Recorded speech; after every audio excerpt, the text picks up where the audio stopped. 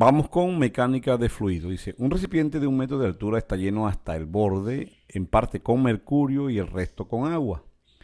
El recipiente se abre a la atmósfera. ¿Cuál debe ser el espesor del mercurio de forma que la presión absoluta en el fondo del recipiente sea el doble de la presión atmosférica? Entonces miremos aquí el recipiente.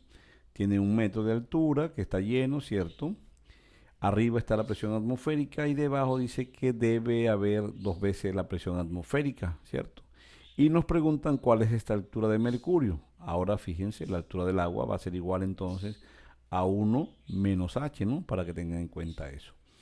Bueno, entonces la presión en el fondo, que es la presión total, ¿a qué va a ser igual? Va a ser igual a esta presión atmosférica más la presión debido al mercurio más la presión debido al agua, ¿cierto?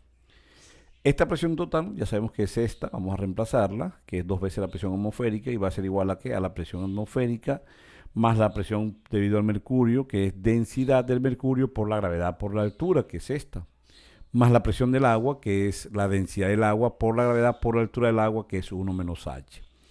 Esta presión pasa a este lado a restar y nos quedaría entonces una sola presión atmosférica.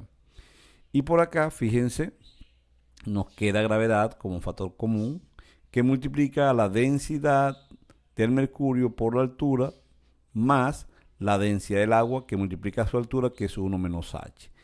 Esta gravedad pasa a dividir acá, entonces miren, y va a ser igual entonces a la densidad por altura, estoy hablando de mercurio, aquí propiedad distributiva, ¿cierto? Entonces nos va a quedar más densidad del agua por 1, ¿cierto? Menos densidad del agua por H, ¿cierto?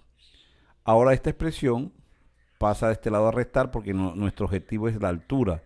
Y obviamente esto tiene altura y hay que sacar factor común. Entonces nos quedaría la presión atmosférica entre gravedad menos la densidad del agua. Va a ser igual aquí factor común entonces entre este y este, que es la altura, que multiplica la densidad del mercurio menos la densidad del agua. Ahora esta expresión pasa a dividir, entonces ya tenemos el modelo matemático que nos permite calcular la altura.